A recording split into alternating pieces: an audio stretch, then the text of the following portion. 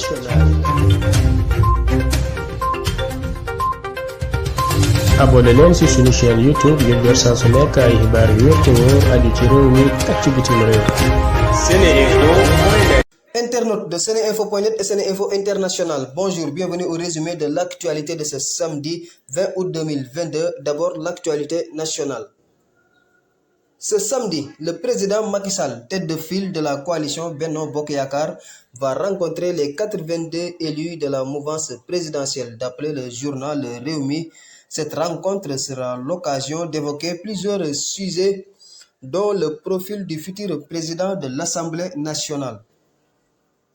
Ousmane Sonko a rendu visite à la famille du défunt François Mancabou hier vendredi. Le leader de PASTEF et maire de Ziguinchor était parti présenter ses condoléances.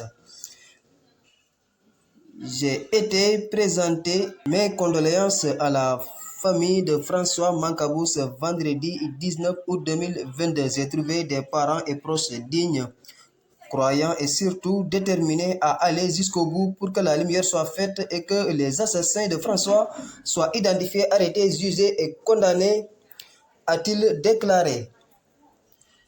Iran Ndao est guéri de sa maladie. Selon des proches du prêcheur, le président Macky Sall avait fait convoyer en toute discrétion Iran Ndao et son épouse à Paris pour qu'ils se soignent. C'est ce qui a été révélé dans une vidéo rendue publique ce samedi et où on aperçoit Iran Ndao qui va visiblement mieux.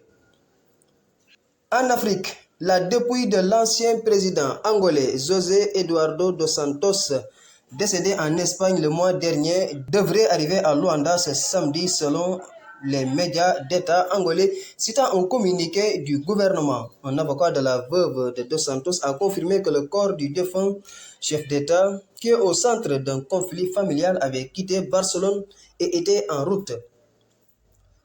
En Somalie, au moins 8 civils ont été tués dans les affrontements entre des combattants du groupe Shabab qui ont attaqué un hôtel de Mogadiscio dans la capitale somalienne vendredi soir et les forces de sécurité tentant de les neutraliser, a indiqué ce samedi un responsable de la sécurité somalienne.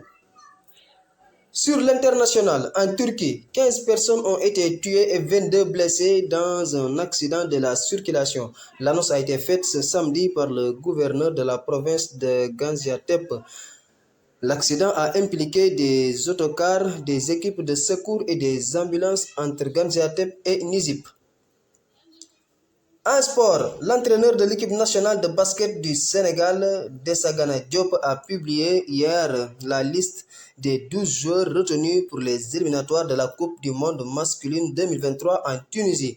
Les matchs de ces éliminatoires se joueront du 26 au 28 août 2022. C'était tout pour aujourd'hui. Merci de votre attention. askanu Sénégal ak bitim réew seen groupe d'information bi di Seneinfo International ubbil na leen ay buntam ci www.seneinfo.net ngir ngeen di mën di am bépp xeetu xibaar ca ba mu jotee ci ay anam yu wóor moo xam xibaaru politique la ci wàllu culture bi cosaan ak aada xibaaru tàggat yaram xibaaru diine ak lépp lu xew ci àdduna bi mën ngeen a abonné wu ci YouTube bu Seneinfo International ngir xam li xew ci seen réew ak fépp ci àdduna bi. seen groupe d'information Seneinfo International ndimbalu askan wi moo ko tax a jóg.